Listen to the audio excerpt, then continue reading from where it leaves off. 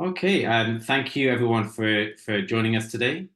Um, this webinar is to provide you with an update on the Health Canada approved HyQvia, a new immunoglobulin treatment for Canadians with immune deficiencies. Now that HyQvia is available to patients, Immunity Canada is pleased to offer informational webinars to our members across the country in the Atlantic, the Prairies, Ontario, and BC. My name's David. I'm the Programs Manager for Immunity Canada, and I'll be your host today. And I'm supported by Fiona, who'll be providing background support. First off, a big thank you for Takeda for sponsoring this event and for our patient, family, and health professional members. And just to say a warm welcome to the over 25 people that have joined in the Atlantic region. We're joining you from Victoria, our office here in British Columbia. And we just want to acknowledge that from coast to coast to coast, we're all guests on the ancestral territory of Inuit, Métis, and First Nations people. Members are encouraged to consider their own position in relationship to the land where they find themselves as part of improving our own understanding of local Indigenous people and their cultures in a spirit of reconciliation. If you aren't a member of us, or if this is the first time coming to one of our events, we work to empower Canadians impacted by immunodeficiencies to live well. We're a member-based organisation that provides a strong voice for patients and their families, working with health professionals and others within the immunodeficiency community to help ensure everyone has access to the resources they need to thrive. I just want to say a huge thank you for our panelists who joined us today, and hopefully you can all see them at the top of your screen. Dr. Gina Lacuesta is joining us. Dr. Lacuesta is an adult allergist and clinical immunologist practicing in Halifax at the Halifax Allergy and Asthma Associates, as well as an assistant professor with the Faculty of Medicine at Dalhousie University. Dr. Lacuesta received her medical degree from Memorial University of Newfoundland, completed her internal medicine training at the University of Saskatchewan, and her Allergy and Immunology fellowship from the University of Western Ontario. Her special interests include hereditary angioedema, inborn errors of immunity, and severe asthma, of which she has participated in clinical research. Thank you, Dr. Lacuesta. We're also joined by Becky Rock, who is a registered nurse with over 30 years of practice, coming from Alberta Health Services.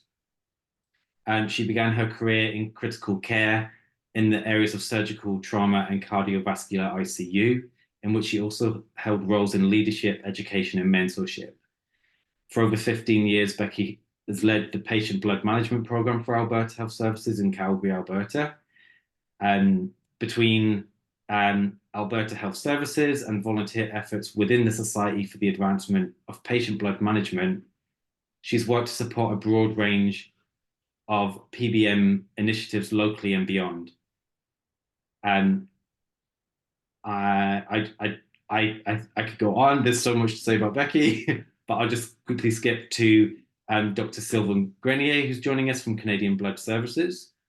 Dr. Grenier graduated from Université Laval, Quebec, with a Bachelor of Pharmacy. He completed a Doctor of Pharmacy degree from University of Toronto and joined CBS in 2019 as the Director of the Plasma Protein and Related Products Program, where he's been leading various initiatives to modernize the formulary. He's served for over 28 years in the Canadian Armed Forces and holding various positions as a military pharmacist and retiring as the National Practice Leader for Pharmacy, responsible for the management of the Canadian Armed Forces drug program. And welcome Dr. Grenier, and he's also joined by Ellis Westwood, who is the Director of Stakeholder Engagement from Canadian Blood Services.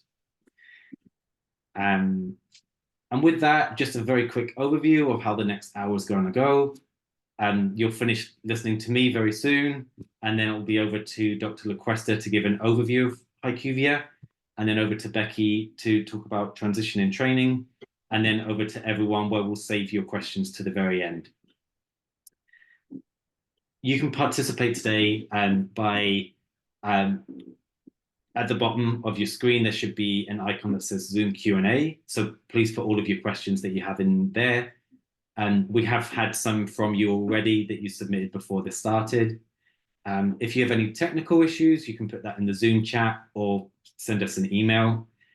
And just to let you know that this session is being recorded and will be sent to everyone who registered for this event. And only the panelists and myself will be visible on that recording. And finally, quick disclaimer to say that Immunity Canada events, we offer an array of presentations developed by health professionals, our members, and others who are invited to serve as presenters. The views and opinions expressed by guest speakers do not necessarily reflect the views and opinions of Immunity Canada. Information provided at events should not substitute advice from your physician or other qualified health providers regarding your medical condition. And that said, it's now time for the main event, and I'm going to stop sharing my screen and over to you, Dr. Lacuesta. Thank you. My screen, start there. Okay, so good evening, everyone. Thank you for taking the time out of your evening to come and listen to our talk today. I'd like to thank Immunity Canada for putting this together. It always makes my job a little easier when we get to educate and discuss these topics together, so that when I see the patients in clinic, hopefully it makes the discussions a little bit better and more focused. We can have more useful discussions and answer your questions. I'm hoping some of my patients are online tonight. So hi, nice to see you. Okay, so let's get started. So these are my disclosures. I work with all the companies who make the immunoglobulin products, helps to keep me updated and educated, of course. We've done some industry-sponsored research. I always do medical education talks and, of course, consultancy meetings. So what's the background? A lot of you will know this already. So immunoglobulin is a blood product treatment that we use in patients with immunodeficiency. It replaces or increases that part of the immune system that's defective. And with doing so, it helps to prevent and treat recurrent or serious infections. That's what we're here to do. Currently, the options for immunoglobulin treatment include intravenous or IV treatments, which typically we get in hospital. And then there's subcutaneous or SC immunoglobulin, which are generally at-home treatments. Thus far, how we choose whether a patient goes on IV or subcutaneous immunoglobulin is a discussion that we have for the patient, and there are pros and cons to both of these. If we look at IVIG, what are the pros? It's been around far longer than the subcutaneous products. So historically, we have that experience. It is less frequent dosing, typically every 4 weeks for most patients. You get a fast response. So there is a peak in the intravenous dose that's given. You get cared for by a professional, and there's definitely social aspects with going to the hospital every 4 weeks for your infusions. I have many of my patients who refer to it as their spa day, where they get to go and, nowadays get to log on and watch Netflix, and maybe if they're nice enough, the nurses will bring them cookies, and it can be a relaxing atmosphere. The cons for the IVIG is that it is intravenous access. So those multiple pokes month after month can get tiresome. Side effects can be more common. While they are rare, they are common, and so they can be more common than with the subcutaneous. And some patients are simply just learning to live with these effects, anything from headache, chills, fatigue, aches that can last for 24 to 72 hours after they get their infusion. With that immunoglobulin level peak at the beginning, it then wears off, and that wearing off period can sometimes leave patients more vulnerable, can leave them more tired until they get their next infusion. You're at the mercy of the hospital scheduler, right? So there's less flexibility with scheduling. There's the need to attend the hospital, deal with hospital parking. Certainly in Halifax here, hospital parking can be a nightmare. You take time away from home, school, work, and the infusion can take anywhere between 4 to 6 hours. So that is a good chunk of time. If we look at the subcutaneous pros, there's no need for intravenous access, so it is vein saving. There can be a flexible schedule, so you can do it on your own time, decide when it's best for you. Traveling can be easier. I have some patients who winter down south, the lucky ones, and they take their product with them. So that gives them that freedom. There's no hospital visit that's needed. It really can give patients the autonomy, the independence of managing their own treatments. There's a steadier state level of immunoglobulin, so you don't get this up and down effect. And there's less systemic side effects, clearly. The cons can be it's multiple injection sites in your abdomen for most patients, which there can be local effects with that, the injection site discomfort. For some patients, there can be frequent dosing, sometimes daily, which is very, very rare, sometimes a few times per week. Most patients are going weekly. Some patients can do bi-weekly. And then, of course, there has to be the storage of the product at home, which can take up some space in the fridge. I had one patient say he had small kids at home. He just did not want to take this type of medical treatment into the home and wanted to keep it out. So everybody's different into how they choose this. So when I found out I had 10 minutes to talk, I thought, okay, how can I get the points across, which I think are important to consider for the new subcutaneous immunoglobulin product? So I kind of made a top 10 list in no particular order whatsoever. So let's go through. So the name of this product, as David mentioned, it's called HyQvia. It's by the same makers of the product Cuvitru, which most patients are on currently. You'll also hear us use the buzzwords facilitated SCIG, subcutaneous immunoglobulin, so the little f SCIG. So it's a form of SCIG where it's facilitated by something called hyaluronic acid, which allows less frequent dosing and fewer injection sites. The dosing is every 3 to 4 weeks for most patients and only 1 to 2 injection sites at a time. So those are the advantages. And of note, it's been available in the US since 2014. So they've had a lot more experience with it. You can see a picture of the product here. And typically it comes with a vial of hyaluronic acid and then a vial of the immunoglobulin product. So we'll get more into what hyaluronic acid is right now. So it is an enzyme that is present in the body now. This is recombinant, so it's kind of man-made synthetic hyaluronic acid. But what it does is it allows the increased permeability or opening up of the subcutaneous space, which it allows for easier dispersion and absorption of the subcutaneous immunoglobulin, and therefore a larger volume can be given. And a faster infusion time when we compare that to the IV infusions. So as you can see, the hyaluronic acid goes in and it opens up that space more and you can put in more product. There is some swelling that we'll talk about that, but those effects are reversible after about 24 to 48 hours. How does HyQvia compare when we compare generally IVIG, what we're doing now with the SCIG and HyQvia? So again, how many infusion sites per month? Well, IV, it's 1 IV site.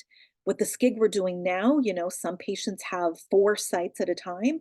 HyQvia, typically 1 to 2, and typically just 1. Again, IVIG monthly normally, but can be every 3 to 4 weeks. Conventional, what we're doing now, sometimes daily, on average, once a week, sometimes every 2 weeks. But HyQvia is typically on average every 3 or 4 weeks. In terms of most common adverse reactions, IVIG, there are systemic reactions to think about, but we don't see those generally with the SCIG and certainly the HyQvia. It's more the local site irritation. Again, if we look at the IgG peaks, you'll get that higher peak with IVIG and then it tapers off.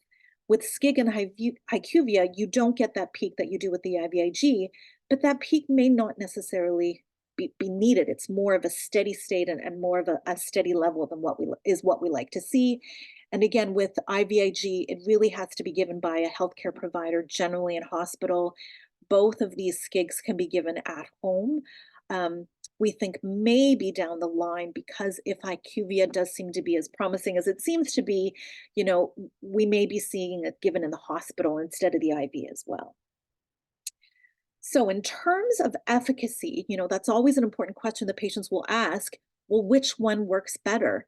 There really is no one working better at improving and controlling infections when we compare all three products. So the rates of acute and serious bacterial infections, overall infection rate, it's similar whether you do IVIG, the conventional subcutaneous immunoglobulin that we're doing now, or the facilitated new HyQvia type. There's a similar efficacy amongst all three modes of treatment.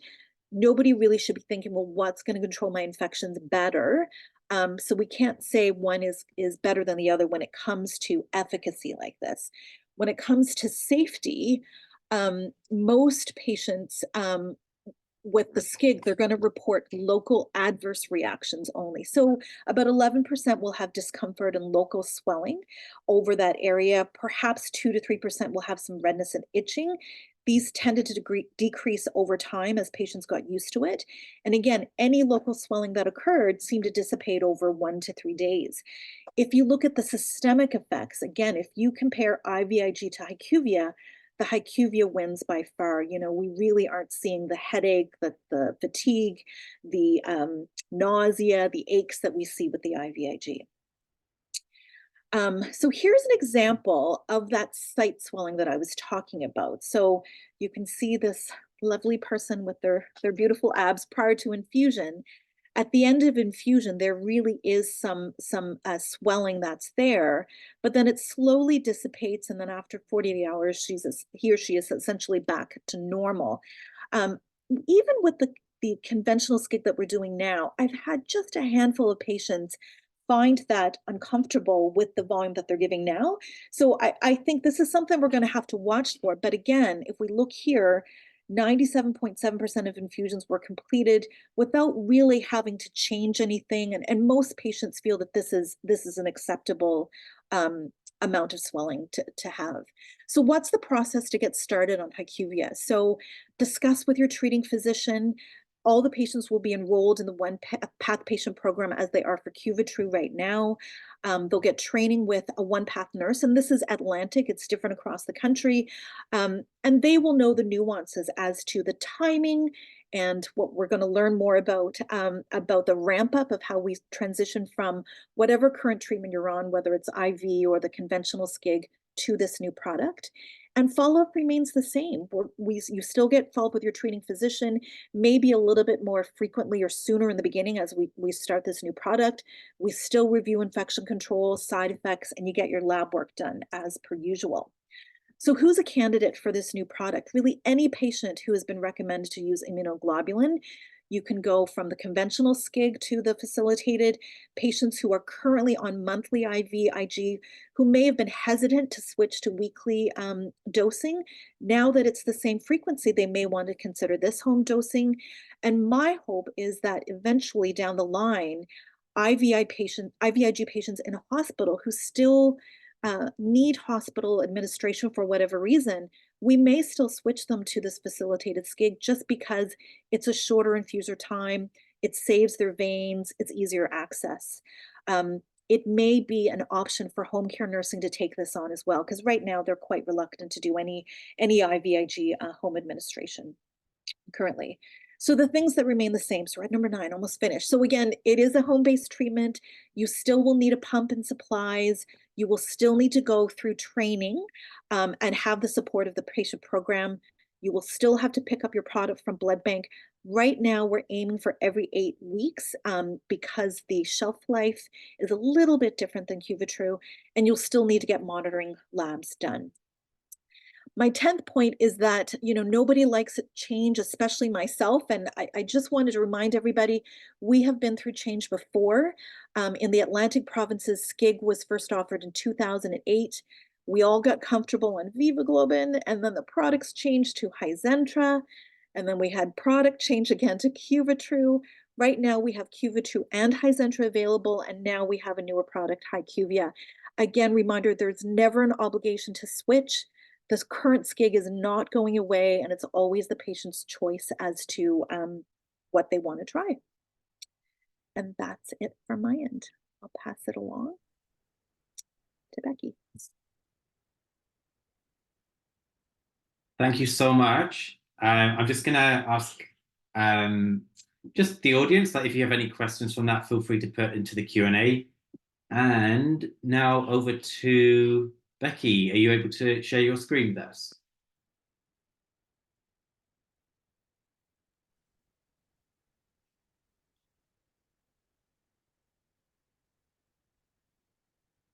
Okay. Awesome. So, And just also, and just put your camera on. Oh, my apologies. That's Here we good. go.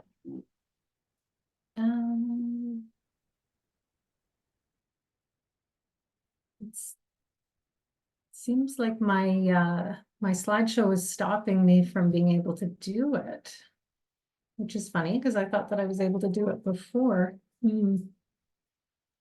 Let me try. I can do it. Yeah, if you wanted to give it a try, maybe you'll have some better luck. Yeah, because for some reason it's saying that my video won't let me do it. Okay.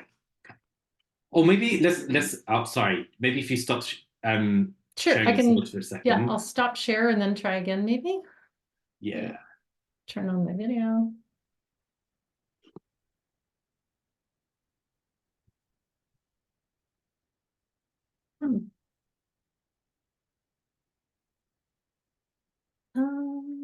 You know, I'm not sure why it's saying that my Oh, there you go. There we go. All right, wonderful. Thank you so much for your patience with that.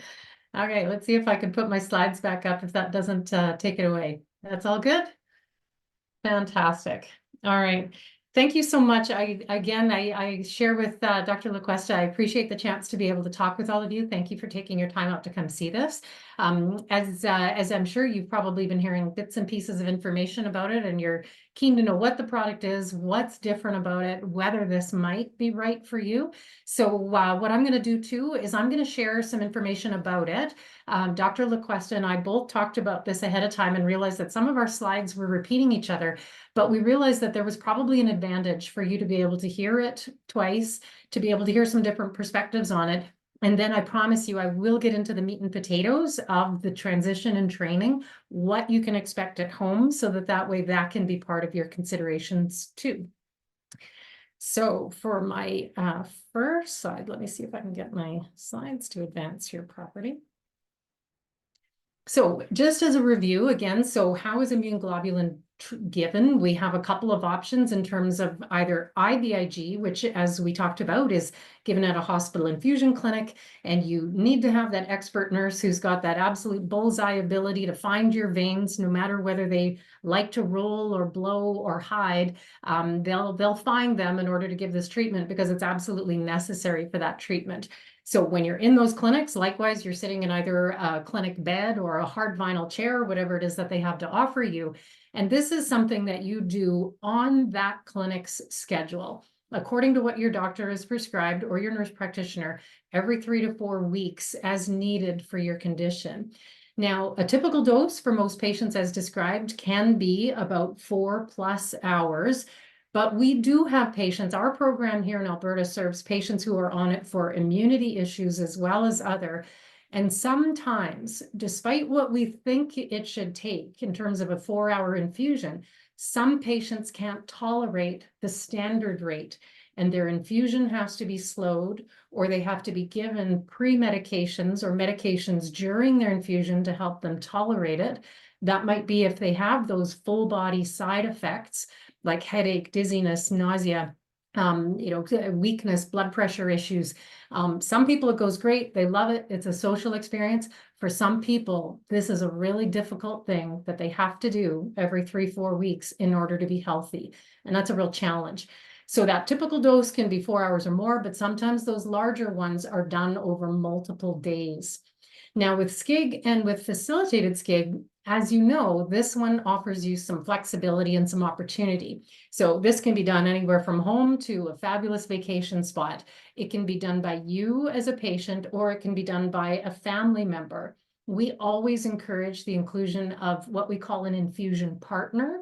Say it's a spouse or a close friend or a family member who can learn alongside you and then therefore be a help, a resource for you. So this doesn't need that vein. All it needs is a little roll of body fat. If you can pinch an inch, you've got it. So even patients who are fairly slender and feel like they can't pinch much, any one of you who are sitting right now, if you put your hands on the top of your thighs where your hips bend, chances are pretty good, even if you are quite slender, you can pinch something there. So between all of our options, thighs, abdomen, the love handles on the back of our hips, we've got a lot of places that all we need is to pinch an inch so we can find a place to infuse SCIG. So this can be done in the comfort of a lazy boy or a hard vinyl chair at home if that's your preference. But this opportunity allows you to do it on your own schedule. As Dr. Lacuesta said, most patients, this is done weekly. We see this done more frequently for patients who need this for conditions that might be related to neuromuscular or skin conditions, where if they don't take their treatment enough, those issues come back. But for most patients who need it for immunity issues, once a week is good enough. The doses also tend to be lower with immunity. And so for most patients that we train, that we care for in our area, infusions often take anywhere from as short as 20 minutes to maybe 45 minutes to an hour. It's only those high dose patients with complex issues that might be sitting there for much longer than that. So now with SCIG, as you see there, the usual experience is 20 minutes to an hour. Facilitated SCIG, this can be up to 2 hours, and we'll talk about why some of the infusion rates may be a little different in a bit. So SCIG offers choices. So with IVIG, you're pretty limited. It's the clinic's time. It's the IV is your only choice, etc. But with SCIG, you've got some options. So now you as a patient have a choice of SCIG or facilitated SCIG. This product can come to you in vials, pre-filled syringes, or now with facilitated SCIG in these bottles. You can either push it with a syringe, just using your thumb, or you can use a little spring-operated pump. Facilitated SCIG is going to require a more mechanical pump. And the needles are ideal for you. This is not what the nurse needs to find your vein. We can give you with SCIG needles that are the right size for your level of body fat, your level of comfort. And these schedules, as mentioned, are right for you too. Now, Dr. Lacuesta talked a little bit about that difference in your body's immune globulin level that occurs with each of these treatments. So with IVIG, you get all of your monthly dose all in one treatment, and that needs to last you and get used up by your body over the next 3 to 4 weeks. So when we think about this in terms of waves, you can imagine IVIG being a little bit more like that giant wave, a little bit more like a tsunami. You get all of that dose at once, and then you use it up over the month. Over on the right side of the screen, you see more of an example with SCIG, conventional SCIG. Here we take that dose that you should get once a month, we divide it into smaller doses that you would get once a week. And so you infuse each of those smaller doses weekly, which gives you a steady little state of immune globulin, a little bit more like tiny waves versus the great big ones. Now, facilitated SCIG can be described a little bit more like being somewhere in the middle. You are giving your full dose for the month all at once, but because it's going into your body fat, not a vein, it doesn't hit you like that big wave. It's a little bit more of a moderate wave. And so what we wind up seeing with these, with IVIG, we've got that high and low level. The high at the time of infusion is often why people have those full body side effects. And this can cause having to have medication during your infusion or slowing of your infusion. Now, the low point of your immune globulin when you get IVIG can be a time when patients are at risk of having infections come back prior to that next infusion being due. Some studies have shown that when you get that high dose at time of infusion, sometimes you go lower below the expected level before that next infusion is due. So while the treatments should be quite equal, we do have patients that pursued SCIG treatment because they felt like they kept getting sick and they did have a history of needing antibiotics and such in that week leading up to their next infusion being due, and they wanted a steady state. So now with SCIG, we got a bit more of that even steady state. It's an even absorption and release of the SCIG through the body fat into the body and then released to treat you. So those feelings of a full body reaction, headache and such, that's rare. It's not going in your blood, it's going in your fat. you do have a higher risk of having a local skin reaction because those needles are just going just underneath your skin level into your fat. But those reactions tend to be very mild, a little bit of itching, redness, warmth, and they usually go away. If they happen at all, they usually go away within minutes of that infusion. And so if we have a steady state of immune globulin protection with these smaller frequent doses, it's presumed that we can have a lower risk of that vulnerable time of that risk of being sick again prior to the next infusion being due. We primarily see problems with those patients who need it for those other conditions outside of immunity. Now with facilitated SCIG, as I mentioned, so this is still going in the body fat, a slow absorption and a slow release through our tissue. But because we're getting that full dose all at once in a month, it is a little bit more of a moderate wave. So those full body reactions are mild, very low risk of that. But the risk of skin reaction is a little bit of a higher risk of being moderate instead of just mild. We'll talk about that shortly. But for most patients, that's tolerable and it's not problematic in their care. So as Dr. Lacuesta showed, so conventional SCIG, how it looks like when that needle goes into your tissue and into your body fat, it sits a little bit more like a pocket because that hyaluron, that substance that she talked about, which is going to cause resistance within your fat, think of it as being a little bit like a mesh that's holding those that connective tissue, the fat tissue together. So this is one of the reasons why we've got to use only a certain amount of SCIG in each needle site with conventional SCIG, because that hyaluron substance is protecting that little pocket. It's not letting us infuse more into that. So we need to give smaller doses more frequently.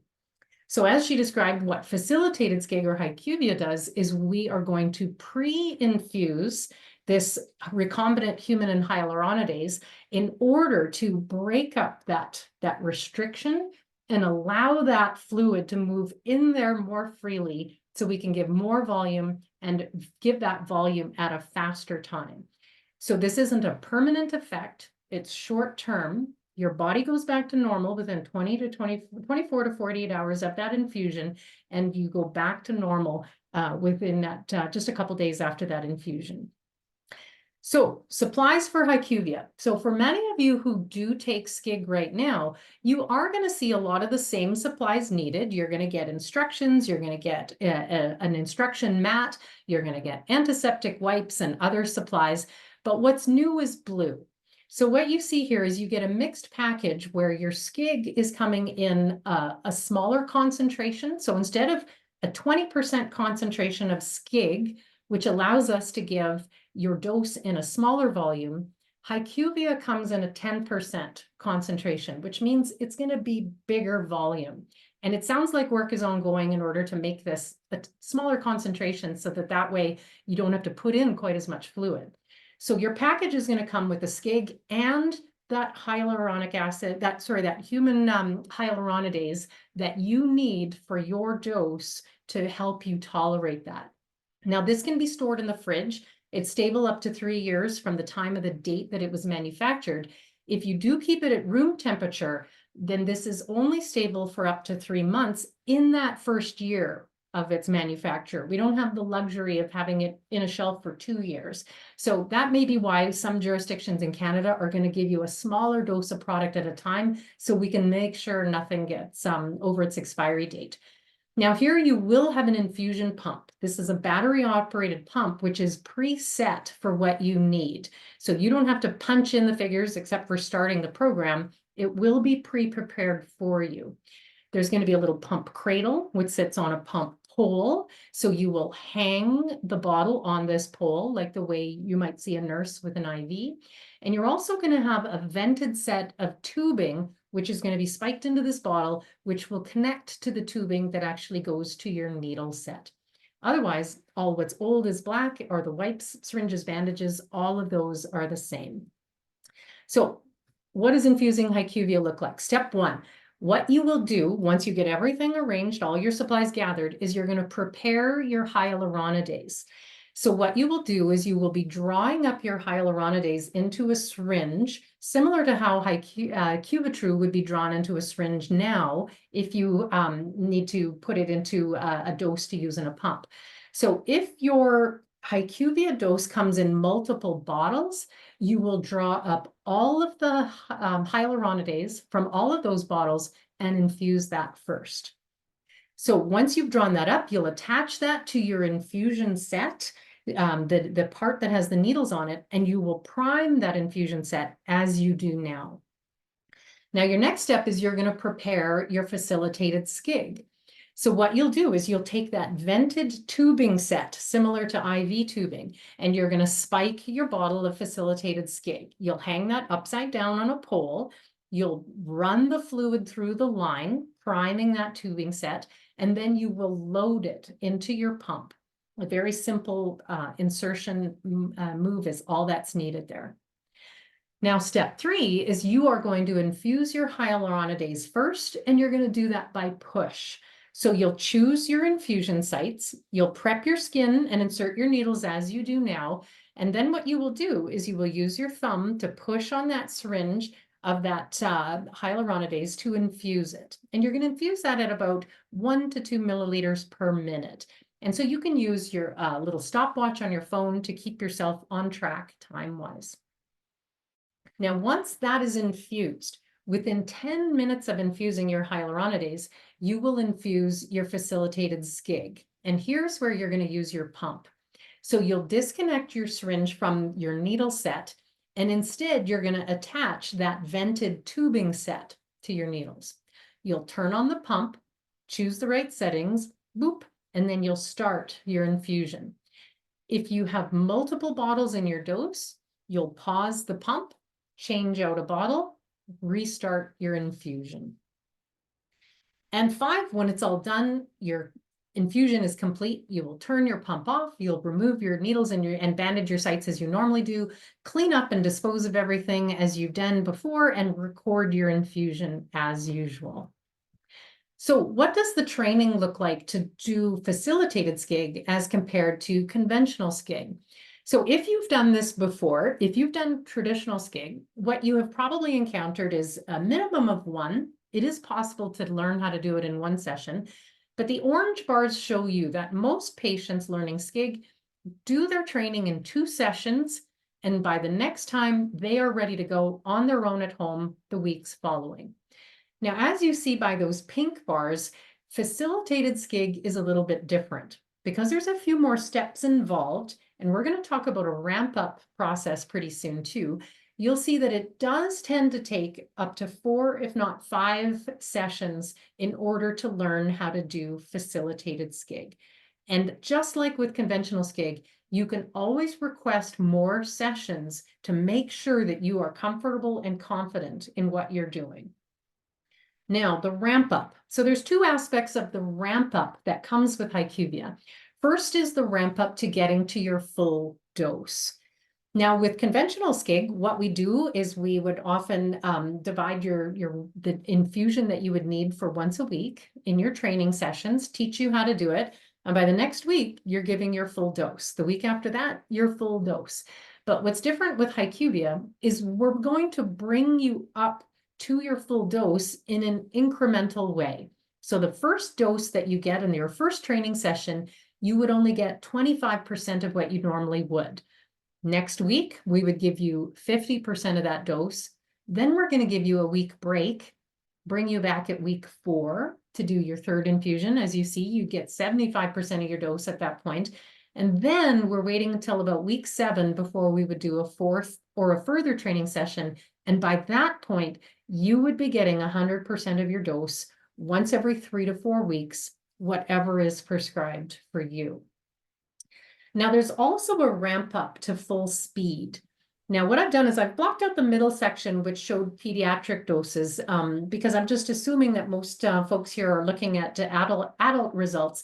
However, if you'd like to see the pediatric results, we can share that for you too. But what you're seeing here is that with each and every infusion, you are also ramping up to full speed. So you're going to start your infusion within that first 10 minutes at about 10 milliliters per hour. Within 10 minutes, your pump is going to change it to 30 milliliters per hour.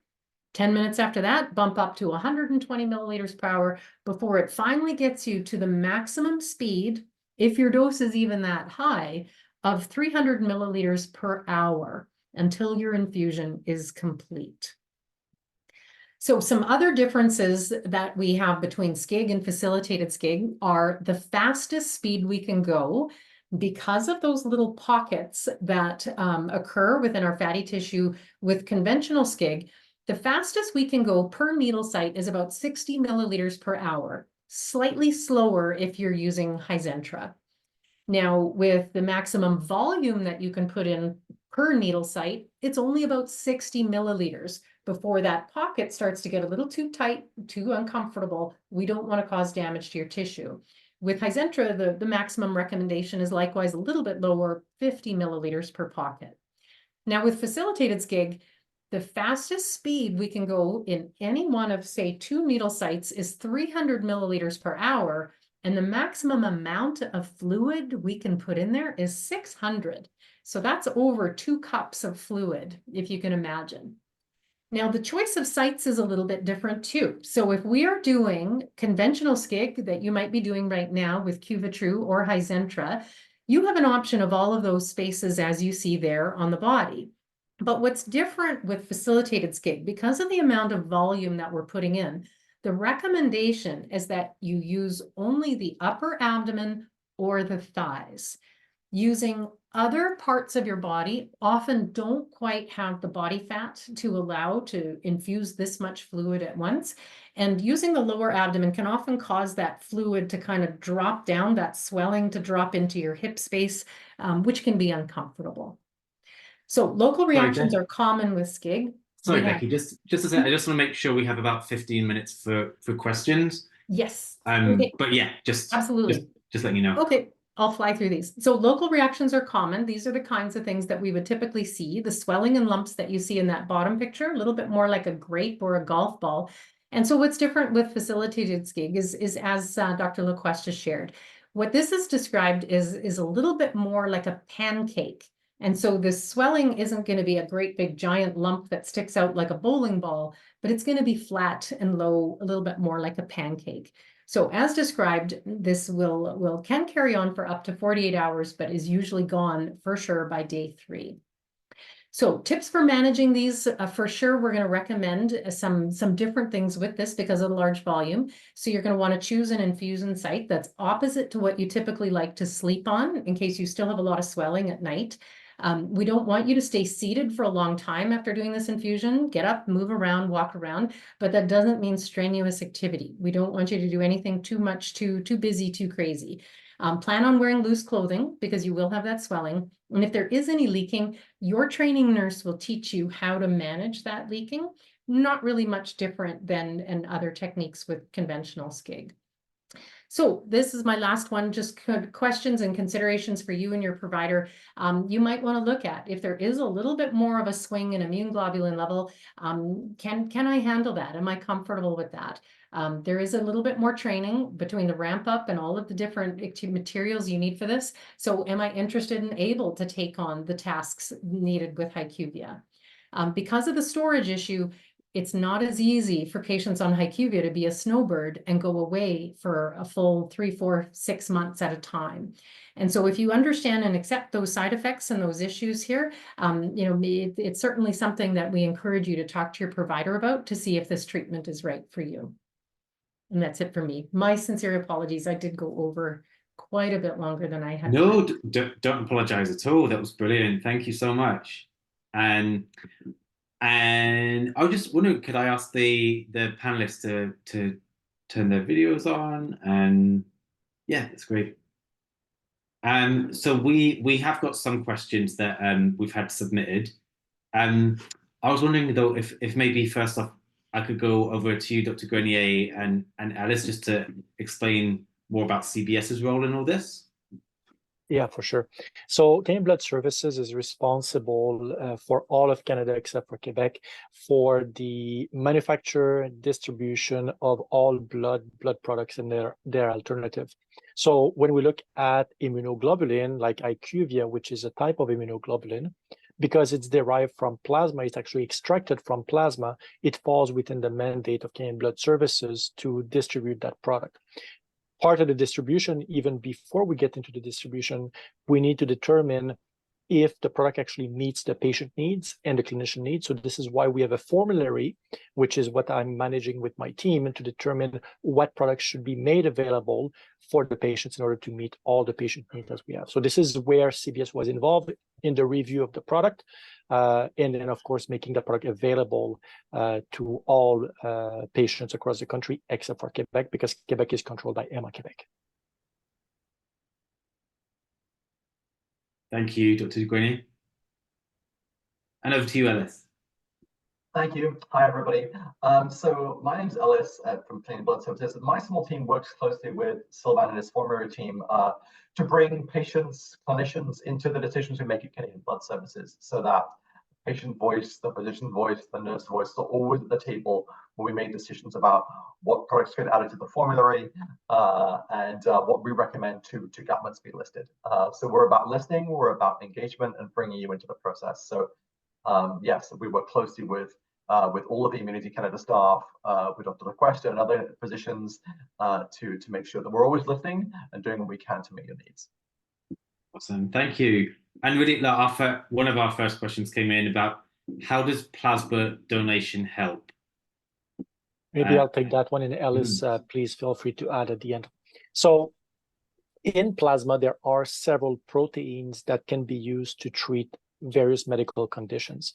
I'll focus now on immunoglobulin because, of course, for Immunity Canada, this is really what is important. But immunoglobulin is probably the protein in plasma that is in the most in demand around the world. So in order to make sure that we don't run out of supply of immunoglobulin, Canadian Blood Services has a plan to increase the plasma collection. So the more plasma we can collect, the more immunoglobulin we can get out of it. Around the world, there are countries that cannot access immunoglobulin. Canada is not one of them. We do have plenty of supply. We don't foresee any shortage in Canada anytime soon. But this is why we have a plan to increase the plasma collection so we don't get into a shortage before we do take any action. David, just to add on that, it's a good question. Yes, it definitely helps. Encourage your friends, your family, your neighbors, your colleagues to donate blood or plasma. Canadian Blood Services has a network of plasma-specific collection sites across the country, and you can help be part of making sure patients get the product they need by donating plasma and encouraging others to do so. Awesome, thank you so much. All right, one question we have. Can you comment on the risk of patients having an antibody to hyaluronidase when someone doesn't respond to the pre-treatment? What happens? How would I know it won't work for me? I can take that question. So in the studies, there were a very, very small proportion of patients who did make antibodies to the hyaluronidase, but it didn't seem to be clinically significant, meaning it didn't change their ability to fight off infections, etc. It's not really something that we can routinely measure. So I'm not convinced that it's a concern that we need to follow for patients who are on this treatment. I think we would follow up the usual way, check your immunoglobulin levels where they are in the steady state, check and see what your infection control is, and go on from there. So again, even though they did find some antibodies in the studies to the hyaluronidase, it didn't really seem to be clinically significant. It's not something that needs to be followed. I'm not sure if that answers the question. I think the other part of the question was that if they did seem to have issues with the hyaluronidase, there's no replacement for it at this point. I think we would just have to switch back to the other modalities of treatment, the conventional SCIG or IVIG. Thank you, Dr. Lacuesta. Next question. As I infuse weekly, I find I get very tired and depressed at about day 5 or 6. I have a concern that I will not have enough product by the last week as others who do SCIG.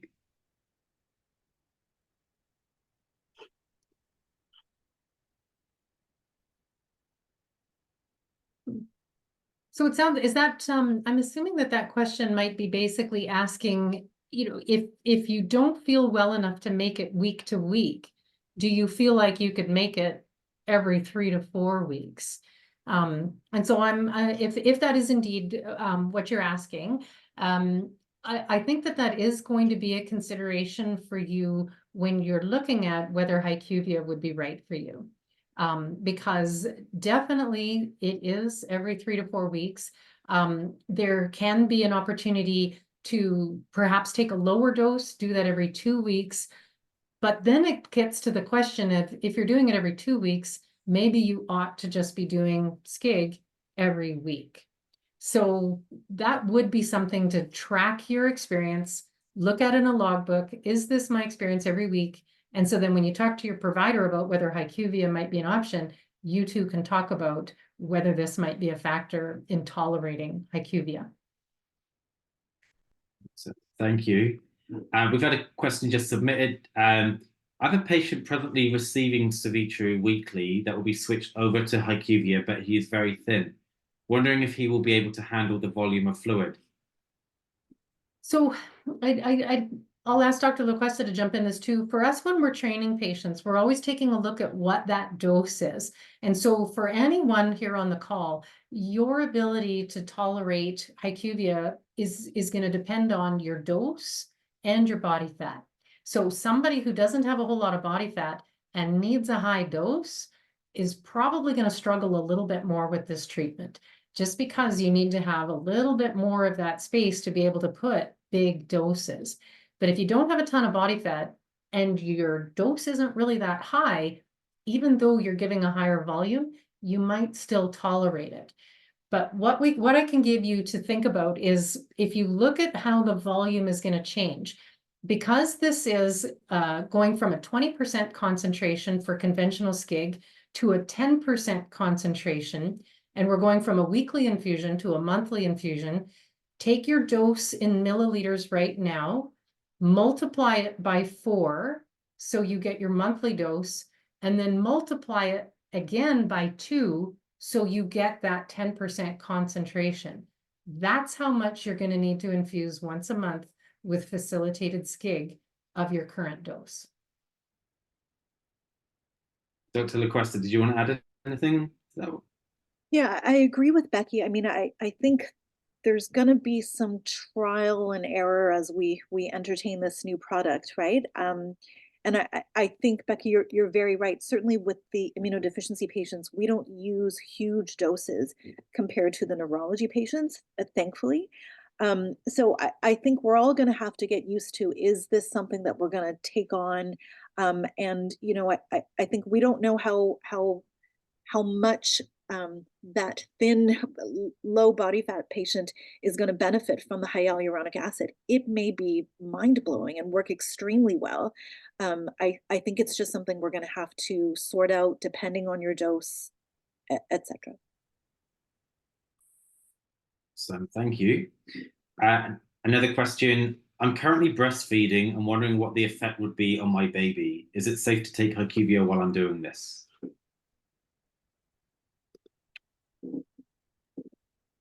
Yeah, I can take that. I mean, I think I would have to review what's going on in the US. I don't know if the CBS people know for sure. I mean, the immunoglobulin itself is a blood product. I've no concerns about that being used in a pregnant person. It would be the hyaluronidase that we would take into consideration, and if that's safe in pregnancy. Hyaluronidase, it's a very it's a common product. I mean, it's in a lot of cosmetics, etc. these days. It really is used in a lot of things. So I would have to review what the exact labeling is, talk it over with your practitioner as to whether or not it's something you want to take on during pregnancy or during breastfeeding. But the actual immunoglobulin part of it itself would not be an issue. Maybe I can add quickly. So for breastfeeding, I don't have the information, but currently HyQvia is not recommended for pregnant women. So just because it doesn't have the indication, the study is done in that population. Is that more because of the body fat part, or do you? I suspect it's probably just they don't have the safety data for pregnant women for the recombinant hyaluronidase. Because you're totally correct, the immunoglobulin is the same. In fact, the immunoglobulin in HyQvia is GammaGuard liquid.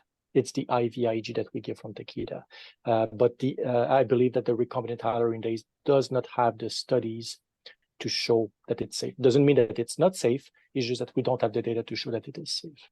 And if we have other options, it just may be the best way to go. Just so we've got about 5 minutes left. So if anyone's got any other questions they want answered live, we've got plenty that we've had submitted. But yeah, now's your chance to get them in. Next question. Let's go with why is there a ramp up? That was one of the questions we had. And I know you did go into that, Becky, with yours. There's a couple of reasons for the ramp up. So, there was that question before about what if I don't have a whole lot of body fat? How will I tolerate this? So the ramp up is designed to test your tolerance, make sure that you can, that you're going to respond well with the hyaluronidase, and that you're going to respond well with that type of infusion approach. So that is the approach over the weeks ramp up, making sure it's improving your tolerance.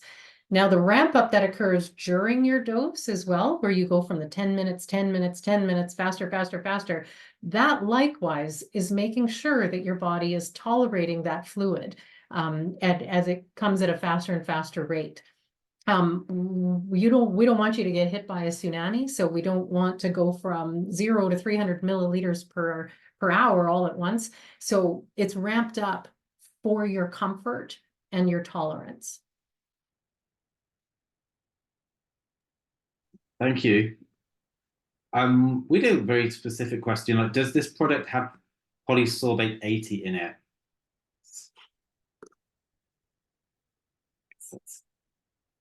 I have no idea. I would have to look up the monograph. Yeah, that's fine.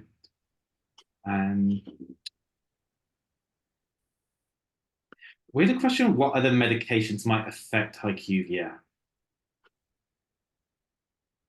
And again, that might be the same.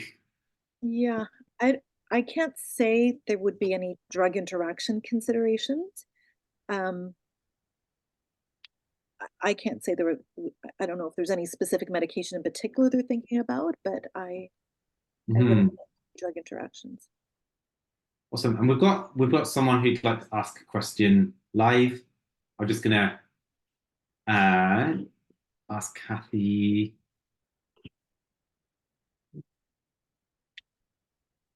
Sorry, I haven't actually done this before, so I will.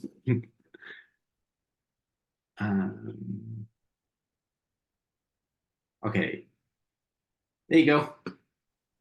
Okay, can you hear me? Yeah. Oh, great. Thank you very much. My eyes are bad. I need to speak. So I take Quig, not the Cuvitru, because I used to have a reaction after a while to it.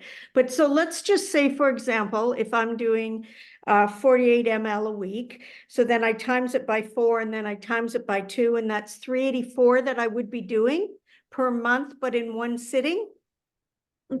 Pretty close, but keep in mind that Quig, so Cuvitru and Hizentra are a 20% immunoglobulin solution, Right. And HyQvia is a 10% solution. Your Quig is a 16% concentration, so the math will be just a little different. Your volume would be a little bit lower than what it would be for somebody doing the conversion by SCIG. Okay, and I'm able to get it in the Quig, right? Is this correct? I'm able. No, so this is a different product. Yeah. Okay. All right. I've had reaction to that before, as well as Hizentra, so it wouldn't sound correct for me to go back to something that's been problematic. Yeah, so it is right, it's not going to be the same as your Quig, so it's going to be a different product. These are not the same. It's not Cuvitru, it's not Hizentra, but it is a different product. And so if you've got sensitivities, that is going to be a consideration. I have sensitivities. The problem is that Quig is being taken away from Canada. Yeah. So I have to go to something. Kudaquiv is the least. Hizentra is wicked for me, but that would be my only one. That's the only thing I can go to. So, okay, I think I've got it. Just go back to the True, but just stay at home on my own, like without a big dose. Okay, this helped a lot. Thank you. Kathy, I just might add, and again, discuss this with your treating physician, of course, but it's really hard to compare all the different products and how you might react. The good news is that you would be with a nurse with the training, right? And if we are all well aware that you've had these sensitivities before, you know, I think there would always be opportunity to start with a little, and, you know, the ramp up doesn't have to be exactly as we've described. I think that's how most patients will do it. We can always, you know, start low, go slow, watch you, see what, you know, type. You very well may benefit from some pre-medications. I mean, it's hard for me to say for sure, but I would think this is another product that might be an option for you, and we may just have to try. So I know it's unnerving to be in that situation when Kudaquiv may be going for you, but you know, this may still be okay. Thank you, Gina. You're welcome. Awesome. Thank you so much. I just realized that we're just coming up to the hour.